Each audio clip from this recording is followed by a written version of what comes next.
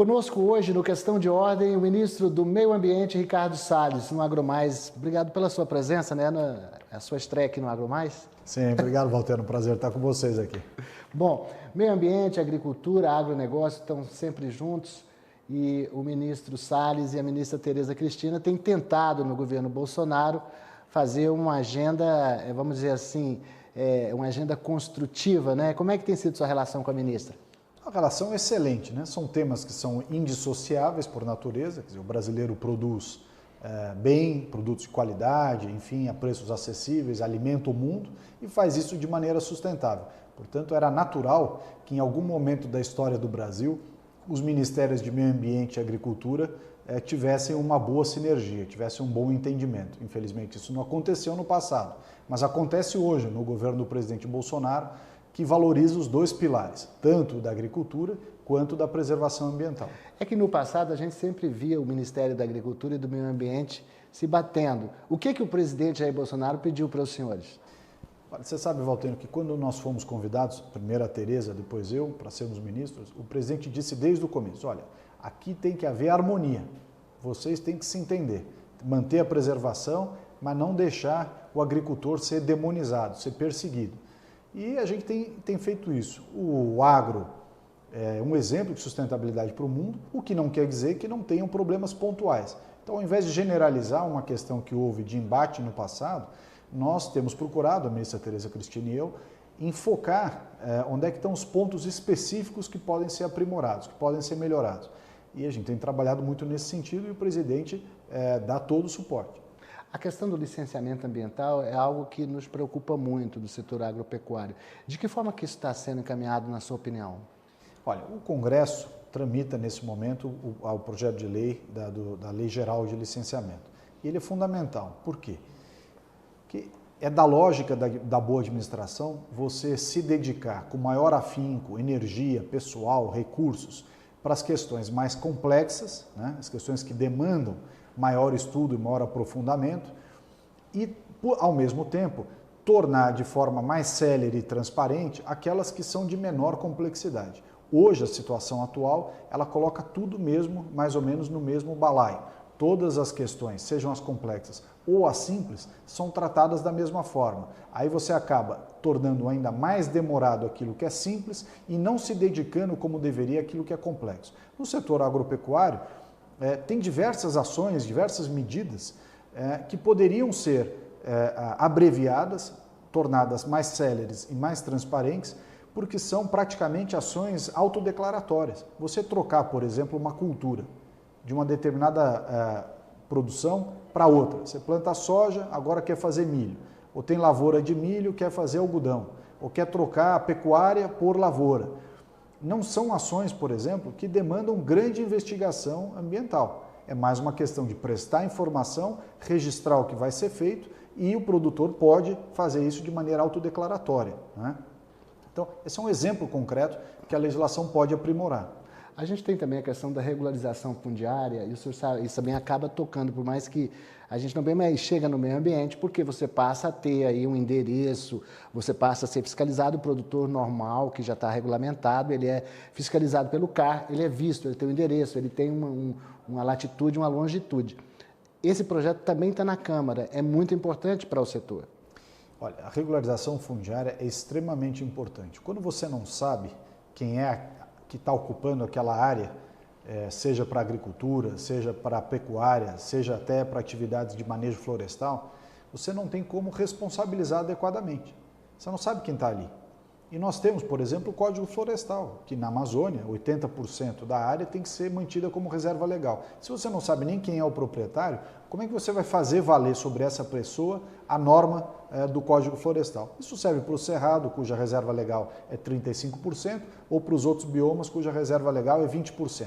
Então, você não ter a propriedade estabelecida com nome, endereço e CPF, significa que você não sabe sequer a quem impor o cumprimento da lei. Então é uma medida relevante, seja para a produção, mas também, sobretudo, para a preservação ambiental. Ministro, quando a gente fala na questão da Amazônia, a gente está falando, a gente tem bioma amazônico, a gente tem a Amazônia Legal, que envolve aí mais 2 ecossistemas. Essa discussão precisa ser melhor clareada para a gente poder entender do que estamos falando quando falamos, por exemplo, de desmatamento na Amazônia? Sim, não tem dúvida. Por diversas razões históricas, há uma confusão sobre esse conceito do que é a Amazônia. Eu diria para você, parafraseando aqui o nosso amigo Evaristo Miranda, que existem várias Amazônias. Existe a Amazônia da bacia hidrográfica do Rio Amazonas. Existe a Amazônia definida pela área histórica, pela série histórica do sistema PROGS, de monitoramento do INPE. Esta é outra delimitação da Amazônia. Depois você tem a Amazônia Legal, que é uma definição meramente jurídica e que diz respeito a incentivos fiscais, etc., dos estados que compõem, no total, ou parte do seu território, o bioma amazônico. E você tem a própria definição de bioma amazônico, que é uma discussão de vegetação, né, de fitofisionomia. Então, quando a gente fala de Amazônia, você tem que sempre qualificar de que Amazônia está vindo aquele comentário. Se é da Amazônia bioma, se é da Amazônia conforme a definição do PRODES, se é a Amazônia legal, se é a Amazônia hidrográfica. Então você tem, eu acho que isso acaba atrapalhando um pouco o debate sobre a política pública para a Amazônia. E qual nesse, vamos dizer assim, nesses conceitos, o que é mais prejudicial? De que forma o Brasil é mal compreendido, na opinião do senhor? Olha, eu te dou um exemplo que eu acho que talvez seja aquele que mais confusão gera no exterior. Onde é que está a produção agropecuária, vamos dizer assim, na Amazônia? Está no entorno da Amazônia, cuja vegetação é o cerrado amazônico. É aquela transição entre o cerrado típico e o bioma Amazônia, a floresta tropical, aquelas grandes árvores, enfim, que são conhecidas... Sul do Pará, Tocantins, Mato Grosso, ali norte. Esse cinturão em volta do bioma amazônico, que é composto do cerradão, né, que os americanos chamam de savana. Então, essa savana amazônica, que é uma vegetação de transição entre cerrado e Amazônia estrito sensu. É ali que se expandiu, ao longo dos anos 70, 80, 90, a atividade agropecuária. Foram essas áreas que se converteram e seguem sendo expandidas nos termos do Código Florestal, que elas têm o seu percentual que pode produzir. Não é no coração da Amazônia, no coração da floresta. Ali tem outras atividades ilegais que a gente precisa combater. Tem roubo de madeira, tem garimpos ilegais, mas a parte agroexportadora, ela está fora da floresta. Ela está ali, naquele entorno. Ela está do lado de fora, onde tem a savana, onde tem o cerrado amazônico. E é ali que se expandiu o setor agropecuário. Então, ali tem que ter um olhar diferente do que se dá para o coração da floresta. O que existe, ministro, com relação aos dados de desmatamento hoje? Nós estamos aqui em meados de 2020, em junho parece que houve uma queda, em julho houve um aumento, ou em maio houve... Essa questão do DETER, quais são os... Como é que nós estamos? Aumentou, diminuiu? Como é que estamos nessas estatísticas? O desmatamento da Amazônia, ele vem aumentando desde 2012. Ele era 3 vezes, o ano passado, 2019, foi em torno de 10 mil quilômetros quadrados. Em 2004, 2005, foi 3 vezes o que foi em 2019. Então, em primeiro lugar, 2019 não é o recorde histórico de desmatamento da Amazônia, é 1/3 do que foi nos anos de 2004 e 2005. Esse volume grande de desmatamento de 2004 e 2005, cerca de 28 mil quilômetros quadrados, ele caiu, né? Até 2012, chegando ao piso de 4 mil e pouco. E volta a subir de 2012 em diante. Então a grande discussão nossa é por que ele voltou a subir de 2012 em diante. Quais foram as políticas públicas que não foram adotadas para um desenvolvimento sustentável da Amazônia, de tal sorte que tenha aberto espaço para esse desmatamento ilegal, para essas atividades criminosas acontecerem. Então é preciso entender estruturalmente qual é o problema do desmatamento da Amazônia. Se nós vamos passar ano após ano apenas colocando esforços, recursos e atenção para as atividades de fiscalização, comando e controle, sem tomar cuidado e sem endereçar respostas aos problemas estruturais da Amazônia, que eu digo sempre, a região mais rica do Brasil em termos de recursos naturais, com o pior índice de desenvolvimento humano. São 25 milhões de brasileiros com a pior condição de vida do território nacional. Então nós precisamos entender por que essas pessoas foram deixadas para trás, né, e resolver os problemas, que passa pela regularização fundiária, o zoneamento econômico-ecológico, o pagamento pelos serviços ambientais, que o governo fez o programa Floresta Mais, 500 milhões de reais pela primeira vez para ajudar quem faz as coisas direito, e a agenda da bioeconomia. Está para ser lançado o Adote um Parque, que permite que empresas adotem, cada uma delas, os 132 unidades de conservação da Amazônia, que juntas totalizam 15% do território nacional. Cada uma dessas empresas, bancos, instituições que tem manifestado o seu sua justa preocupação com o tema amazônico, cada uma delas poderá adotar um parque. Cada vez que alguém disser, olha, a Amazônia tem que fazer... Perfeitamente, o senhor adotou qual parque? Porque estão aí 132 unidades de conservação para serem adotadas pelo setor privado. E digo mais, não é para o governo arrecadar nada, o governo não vai colocar um centavo para dentro do caixa. É a própria empresa privada que diretamente, usando seus recursos, vai ajudar na contratação de serviços de prevenção ao fogo, de combate às queimadas, de recuperação de vegetação, de monitoramento de área, de segurança e fiscalização dentro da unidade de conservação que tiver sido adotada. Então não é para arrecadar um centavo para o governo federal, nós não vamos fazer a gestão desse recurso. É uma parceria com a empresa privada para que ela, em caráter complementar àquilo que o governo já faz, possa colocar mais recursos e dê uma levantada substancial na qualidade da preservação de cada uma dessas unidades de conservação. Ministro, a Amazônia é nossa, mas a impressão que a gente tem é que muita gente quer administrá-la, né? Então teve aí o Fundo Amazônia, houve cortes com relação à forma e à gestão como o governo Bolsonaro administra isso. O que é preciso fazer para que esses recursos retornem, ou o senhor acha que não é preciso? Olha, se nós pudermos ter o recurso do Fundo Amazônia utilizado na região, será muito bom. Mas é importante a gente sempre lembrar, a Amazônia é brasileira.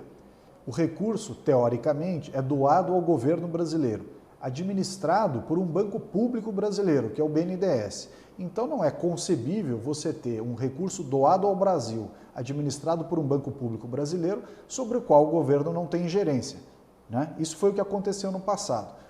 O Fundo Amazônia recebeu uma média de 100 milhões de dólares por ano e foi destinando esse recurso para prefeituras, governos de estado e para ONGs, né, sem praticamente nenhuma ingerência e nenhuma participação, Walter. Isso é uma coisa que chama muita atenção.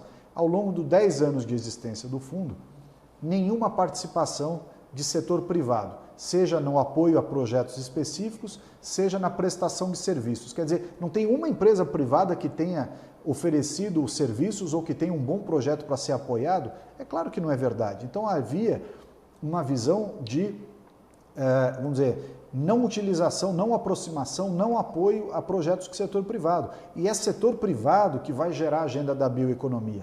Quem emprega, quem deve gerar empreendedorismo, desde o pequeno empreendedor até os grandes empreendimentos ligados à bioeconomia, é o setor privado. Você tem que financiar o pequeno empreendedor ou o grande empreendimento para gerar emprego e gerar renda, na lógica da bioeconomia. E lá no local, né? Porque parece que o senhor tem falado que há grandes empresas que falam ou usam o nome Amazônia, mas estão lá no Sudeste. Checa, o brasileiro, qualquer brasileiro pode ver isso. Quais são as empresas que usam muito, né, o produto amazônico, a marca Amazônia, né, a frase Amazônia? Checa lá no verso da embalagem onde é que é a fábrica. Você vai ver que a fábrica está no Sul e no Sudeste. Então ela não gera o emprego no local. Ela pode ajudar cadeias produtivas, a coleta de semente, etc., mas a indústria, que é o que gera emprego com maior valor agregado, com melhor remuneração, está fora da região amazônica. Então nós temos que ter uma política pública que induza as empresas a se instalarem na Amazônia, gerar empregos na Amazônia, porque é assim que essas pessoas, os 25 milhões de brasileiros que lá estão, poderão melhorar de vida e, desta forma, serem menos facilmente cooptados pelas atividades ilegais, seja de garimpo, seja de invasão de terra, de roubo de madeira, de qualquer outra coisa. Então você dá uma oportunidade, a pessoa não cai na criminalidade e vai fazer uma atividade que possa se sustentar e sustentar a sua família. Não é muito diferente do que acontece nos grandes centros urbanos, né? Por que é difícil convencer os parceiros internacionais que a Amazônia, quer dizer, com algumas exceções, e daqui a pouco eu vou tocar no tema lá do garimpo, mas a gente sobrevoa ali naquele arco aí saindo de Manaus, passando por Barcelos, vai até São Gabriel, São Joaquim, você só vê rio, você só vê floresta. E é difícil trazer esses representantes estrangeiros, chefes de Estado, para mostrar, olha como é que está a Amazônia, ou eles só vêm pelo satélite mesmo? Ou vem mal? Seria muito bem, seria muito bom, será muito bom se a gente conseguir trazer aqui lideranças políticas e de imprensa, de mídia, empresas também, do né? Entretenimento, empresas e tudo, para irem lá em loco conhecer a realidade da Amazônia. Não aquelas agendas feitas, aquela coisa artificial que muitas dessas entidades que usam a Amazônia para arrecadar dinheiro montam. Nós fazemos uma agenda de verdade. E uma agenda de verdade que mostre que ou a gente leva desenvolvimento sustentável para a Amazônia, ou será muito difícil só com operações de comando e controle fazer a repressão à ilegalidade. Porque é um território extenso, né? A Amazônia corresponde, é praticamente metade do território dos Estados Unidos. São 16 países da Europa juntos. Quer dizer, é enorme. A Amazônia não é um bairro que você põe uma cerca em volta e toma conta com câmera de monitoramento. Não é assim que funciona.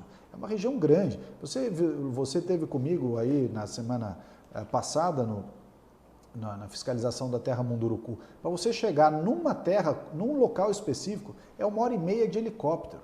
E você vai passando por cima durante essa 1h30 de voo em vários pontos de ilegalidades. Então você imagina tomar conta da vastidão da Amazônia desta forma.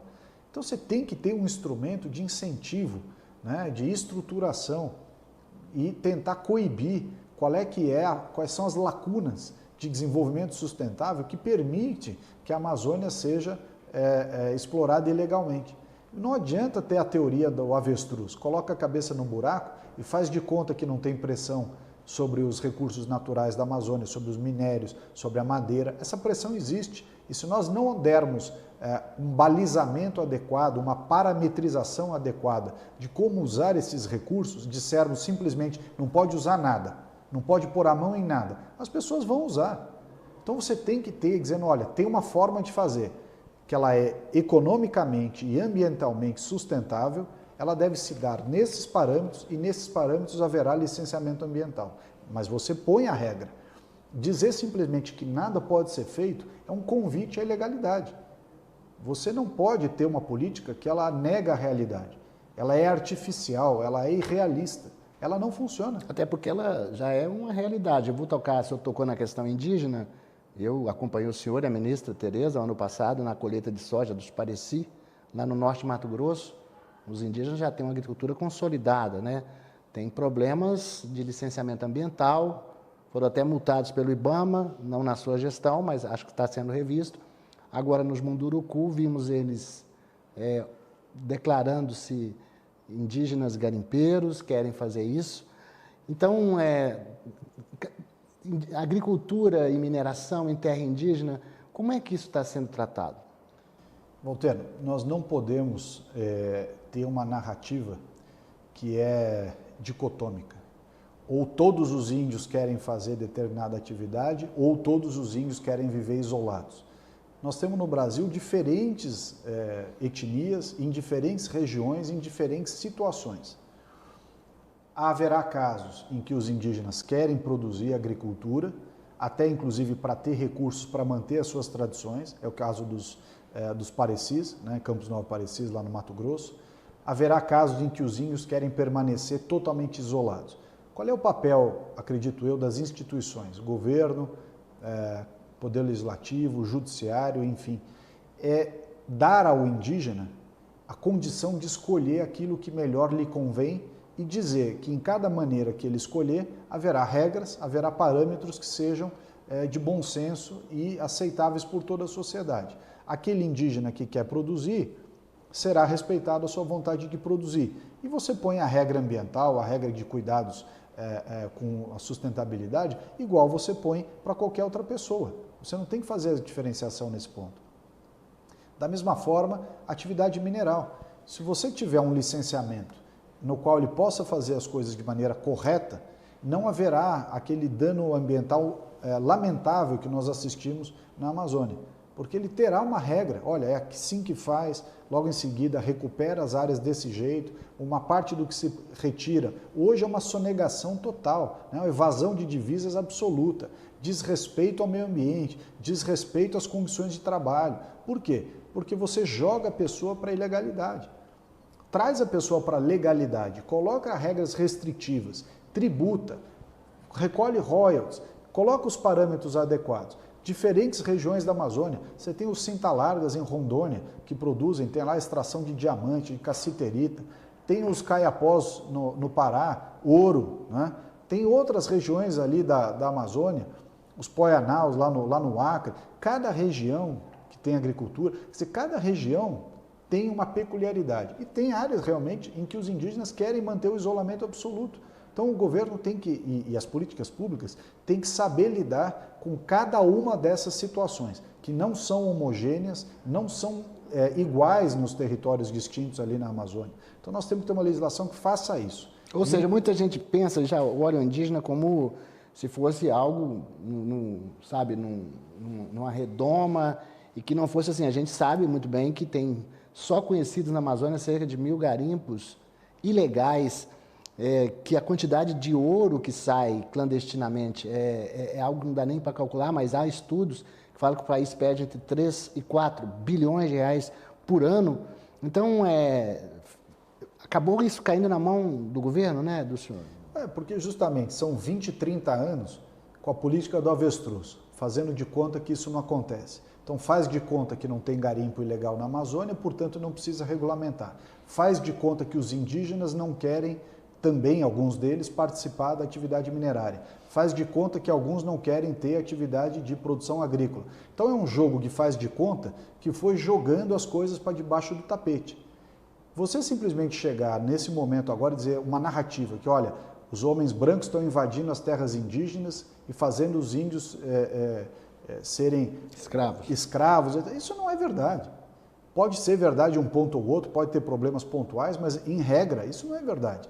Nós vimos na Amazônia que há vários indígenas que são eles próprios os garimpeiros, há vários indígenas que são eles próprios os agricultores, há vários indígenas que querem criar gado, assim como há várias comunidades tradicionais na Amazônia. O exemplo mais emblemático é a própria reserva Chico Mendes, lá em Chapuri, no Acre, que foram 900 mil hectares de terra, cerca de 4 mil pessoas vivendo lá, e que eles próprios, os tradicionais que vivem lá, os extrativistas, eles próprios querem usar os 10% que a legislação permite para eles terem um pouco de piscicultura, criação de peixe, para terem gado de leite para poder explorar um pouco e terem café. Quer dizer, nenhuma atividade incompatível com a manutenção ambiental, com o cuidado ambiental. E a pressão sobre eles é para que eles não façam nada disso. De organizações não governamentais, né? E de alguns órgãos do governo também. A pressão sobre esses extrativistas é para que eles não tenham nenhuma dessas atividades e vivam exclusivamente da atividade extrativista, de açaí, de castanha do Pará, de seringueira, né, látex. Eles não querem.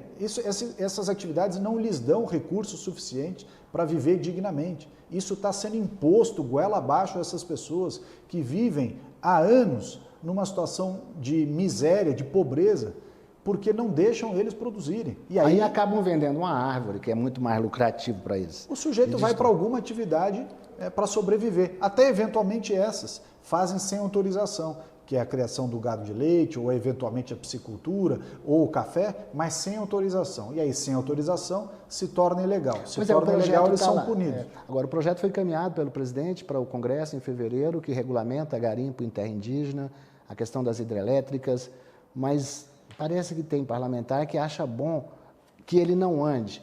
E isso é colocado como vantagem, não toquei o projeto. Já era para estar andando, né? Pois é a teoria que eu disse há pouco aqui. Jogar o assunto para baixo do tapete não faz com que o assunto desapareça, né? Então, não me parece uma boa política pública a gente fazer de conta que o problema não está lá e que ele não tem que ser resolvido. E aí vão dizer, mas então proíbe, pronto. É irrealista proibir, porque é uma riqueza muito grande que está no subsolo. Se nós não criarmos um mecanismo de utilização correta, as pessoas vão fazer de maneira incorreta, não é? E você tem exemplos em que as coisas são feitas de maneira correta. Pega a floresta que a Vale preserva no estado do Pará, Carajás. Carajás é uma grande floresta nacional de Carajás, em que há exploração de minério de ferro lá dentro, numa pequena área, exploração que é feita de maneira correta e os recursos que são recebidos, auferidos, né, com a exploração do minério de ferro, são justamente utilizados para a manutenção do resto da floresta. Resultado, é a área de floresta na Amazônia mais bem preservada. Por quê? Porque encontrou-se um equilíbrio entre o desenvolvimento econômico e o desenvolvimento sustentável ambiental. Então, é sustentabilidade sob todos os seus aspectos, convivendo junto. Este princípio deveria servir de exemplo para todas as outras pressões de mineração que há na Amazônia.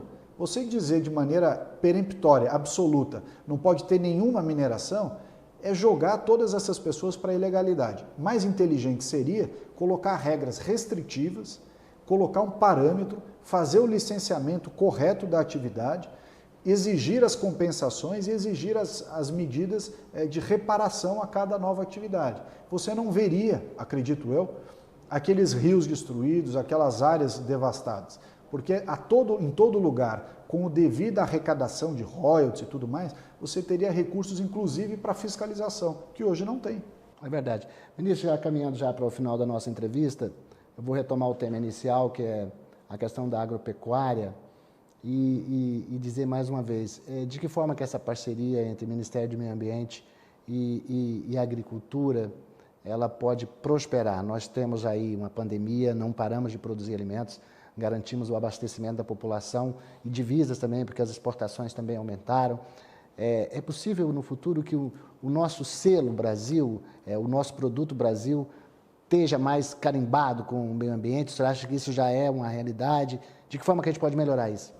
Olha, nós temos uma realidade muito positiva no Brasil, sobretudo se comparado a outras jurisdições, a outras nacionalidades. Infelizmente, o Brasil tem contra o seu agronegócio diversas pressões, pressões de interesses comerciais, pressões de interesses acadêmicos, pressões de diversos interesses e uma situação política no Brasil que é complexa, porque a realidade das pessoas do Norte é muito diferente, por exemplo, das do Centro-Oeste, do Sul e do Sudeste. Então, quem vive da agricultura no Sul, no Sudeste, no Centro-Oeste, não entende muitas vezes os desafios do Norte e vice-versa. Então, o mercado estrangeiro e tudo mais. Nós precisamos criar aqui uma fórmula em que se coloque as boas práticas no seu devido lugar, ou seja, mostre o que é feito de correto, a gente crie mecanismos para resolver o que não está correto, não é? E juntos reforcemos essa imagem do Brasil no exterior. E chamar também o investimento estrangeiro para participar. Né? Quer dizer, muitas vezes, como é a questão do acordo Mercosul-União Europeia, a existência do acordo é uma garantia de que os parâmetros ambientais serão cada vez mais observados. Boicotar o acordo, por outro lado, é relegar essas garantias, esses preceitos que estão contidos no texto do acordo aprovado a um segundo plano. Então é importante que isso seja sempre lembrado. Os bons acordos comerciais, União Europeia, Mercosul ou outros, eles são muito mais uma garantia de que as questões ambientais serão atendidas e preservadas do que propriamente um cheque em branco para que se faça qualquer coisa que não está dentro da legislação. Ministro Ricardo Salles, do Meio Ambiente, muito obrigado pela sua participação aqui no Questão de Ordem no AgroMais. Está sempre bem convidado. Obrigado, Walter. Um prazer estar aqui com vocês.